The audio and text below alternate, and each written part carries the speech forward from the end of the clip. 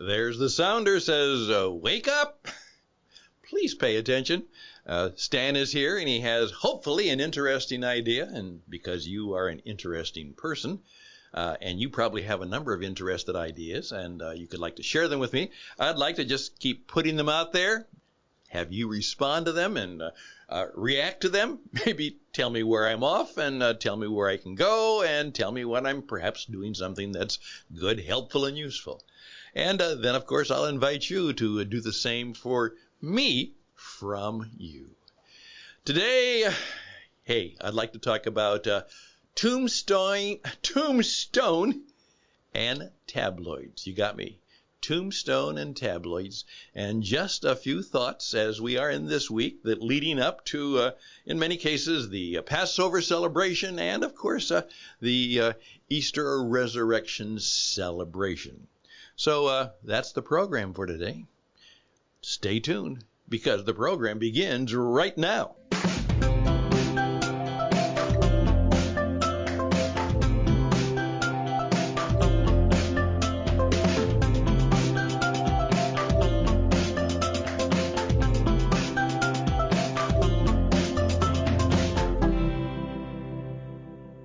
I had the pleasure of the past weekend going to a retreat at a place called the Cove, which is right here in North Carolina, in the beautiful, as I'm discovering, state of North Carolina in the mountains. Kind of a mountain retreat place.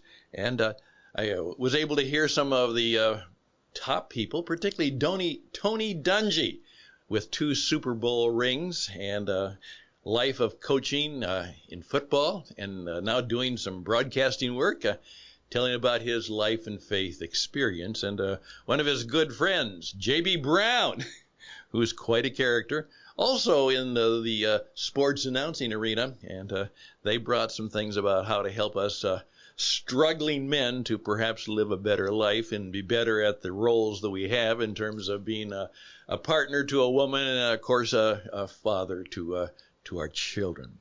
Found it good. I was encouraged. But in the meantime, I got a note from one of my friends who is I would say young, because he's probably 2 generations younger than me, who is a very good and clever pastor. And he really reaches out and connects to people at not only spirit levels, but right at life levels. And he said in his note this: hey, guess what? All of us are only 3 days away from being in the tabloids, and some of us are on day 2. So tabloids and tombstones, what could that be all about? Well, let me first of all explain. Well, the idea is behind a tabloid is that you mess up. You really goof it up. Or something bad happens to you. And it is so consequential that you end up in those tabloid newspapers where they kind of specialize in doom and bad destinies and bad behavior. And the point is, most of us are not experiencing that, but we need to remember that that could happen anytime. That we could make a bad mistake. Think of what that 15 minutes of 15 seconds of the slap did for a well-known and famous actor. He's a tabloid guy now.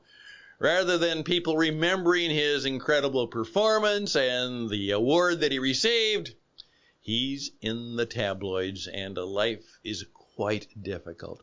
And what my friend was reminding us, that even though we may not make the tabloids, that through our careless living or, just bad things happening, even to good people, we are perhaps only 3 days away from being in the tabloids.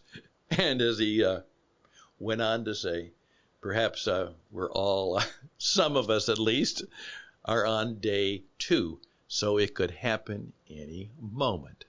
So the point is, we should always be aware of how we are treating others, of perhaps the consequences of the decisions we're making. In effect, we're thoughtful and we're mindful. And we're seeking to have, as I say, some special wisdom. We're seeking to have that kind of understanding the times and knowing what to do, so that more and more our life is governed by some very good decisions, rather than where we have to react to the bad things that are happening to us, whether it is of our choosing or not, or of our even causing or not. How can we do that? So that's just a good reminder. Be careful, be thoughtful, be friendly, be kind. Think that way. Well, of course, that leads to the other, the tombstone. Now, I've oftentimes wondered about that, because many times you may know, if you've actually done any kind of thinking at all, or you've seen things, that back in the times past, the tombstone was more than a name and perhaps the dates, maybe a small note, or maybe even a scripture verse, or a thought, or a memo, or a quote. Oftentimes it was kind of a short story of the person's life, and oftentimes a tribute to the life they had led. Well, all of us are going to leave some kind of tombstone. As I said in our program last week, when you're dead, what do you want them to say about you? Think about that. Begin with the end in mind. Every day, what do you want them to say about you when you're dead? And here's what I also say. Do I live it every day? Not always. But what am I going to do today to end up that way? When I begin with the end in mind as to how I want my life to be remembered, certainly by those I love and we care for, perhaps by those people who know me and have some concern or care for me, and maybe even for those people who've never really known me or care about me, but they hear about me. What do I want them to hear? How do I want to be remembered? As I pointed out, Peter Drucker, the world-famous passed-on consultant who talked to the biggest of the Fortune, not just 500s, the Fortune 50, maybe the Fortune 10 CEOs, came to the conclusion later on in his life that he could not really help a person who had never dealt with the question, how do you want to be remembered? First of all, your term as CEO will expire someday, sometime. How do you want to be remembered? Secondly, your career, the kinds of jobs you did, and the work you did, that too will come to a time when you can no longer do that. And of course, the final goodbye, the final remembrance is when you're gone. How do you want to be remembered? And as I point out, Drucker came to the conclusion that if a man, or mostly men, but if a woman could not give him a clear definition of some of those things, he would have to say, I'm sorry, I can't help you until you can answer that question. Perhaps you can call me back when you know the answer to that question. And oftentimes, as I say, I've shared that with people, and I often shared it with college groups. And of course, it had less impact then, because none of them ever expected that they're going to die very soon. That's true of all of us. We don't think the tabloids and tragedy and the tombstone will come to us for a long, long time. Not just 2 or 3 days, but of course it can. We think we're going to go on. That old line, we're going to live forever. But of course we're not. But the young woman who raised her hand and said, Stan, I don't want to think about the tombstone, but you've really caused me to think about the fact that I deal with customers and clients and colleagues of this university all the time, and every time I'm in front of them, something happens. And so I've decided that every time I have a customer transaction, a student interaction, working with a donor or someone in the college, I'm going to ask myself, when this is done, when this conversation is over, when this whatever we have to accomplish is done and over, how do I want to be remembered? How do I want them to think about me as a result of the fact that they worked with me, did business with me, or had some encounter with me? I don't know what happened to that girl. And of course, she's now a woman, for sure. But I think it's probably very, very good. If she really lived that way, I think she's probably a smashing success and quite happy in the life she is now living. At least I hope so, because she got a good start to making that happen. So there we go. Hey, we start the week. Tombstone or tabloids, or tabloids or tombstone, you may only be days away. Just again, let that sit on your head for a while, and we'll be back.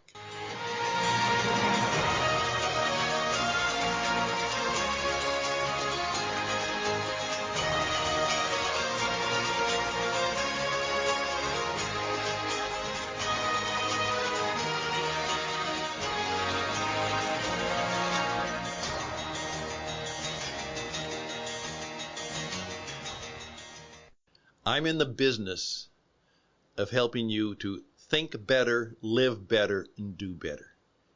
It's that simple. That's what I do, and I do it well. So please remember that I don't want to boast or proclaim too much, but I simply ask for the opportunity to do an audition and a little bit of a demonstration and how I can help you. So if there's a way that I can help you, I'll be glad to, in a complimentary way, get you started on whatever issue it is that you're in right now that is making life and business a little bit difficult or challenging. Or perhaps it's because you are taking on a challenge and you're creating particularly good stuff, and you want a little bit of, as I say, a little bit of counsel, because independent intelligence is terminal. If you do it all by yourself, there's a good chance you'll do something wrong, and that the best always have a coach or a counselor or a confidant, or at least a good friend that they can talk and share things with. And perhaps I can be one or all of those to you. Again, my name is Stan, and you can reach out to me at stanhusted@gmail.com, stanhusted@gmail.com. I hope this has been an interesting idea, and I hope it's been more than that, but that's what we're all about, so we'd love to hear from you. Again, stanhusted@gmail.com with your questions. Perhaps you want to share an interesting idea and you want me to comment on it, or you might say, Stan, I'd even like to see if I could be on your program, because I've got an interesting idea. And I've got a telephone, so you can call me up and we can talk. And then I'll say, and if we do just that, I can put it on the radio and it'll go around the world. Think about that. Best and blessings to you. Take care through the rest of the week. Bye for now.